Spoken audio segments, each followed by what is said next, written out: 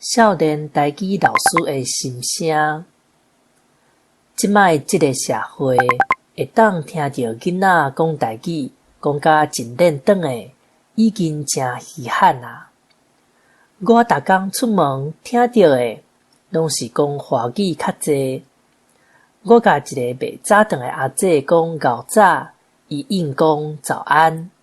我明明著甲讲台语，伊阁应华语。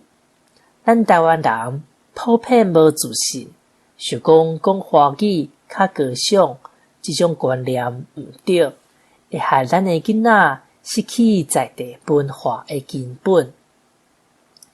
咱想要互人看会起，就爱先尊重家己的语言。台语是咱宝贵的文化资产，是足水的语言。我是少年的母语老师。伫去年才开始正式教国小的台语课。我伫做长期代课老师进前，就捌做过短期的。迄个时阵，我还阁袂晓罗马字，我无想遐济，就稳稳做。有课就猛上猛代课，嘛算是一种学习。真正感谢迄当时有即个机会。我才开始对台语教学有兴趣，嘛开始去学罗马字，开始我为台语打拼的人生。后来，我教过的囡仔拢足爱我的台语课，逐工若是看到我，就足有精神的，叫我加惠老师，有影足甘心。上我的课会使算趣味。是安怎讲呢？每一节课我拢会带因念，佮互因会当唱歌佮跳舞，表现了好诶，我就甲转因仔。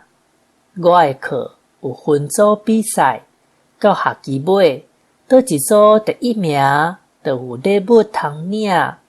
逐个学生拢真骨力表现，我嘛互因讲台语诶机会，亲像造句。也是我讲一个主题，互因表达家己的想法。若照用台语讲的，会当有个人的加分。会记得拄我开始教课的时阵，无几个人举手。到尾啊，我愈上愈煞拍，变做是学生举手举过的，又搁爱要讲，实在不知趣味。总讲一句。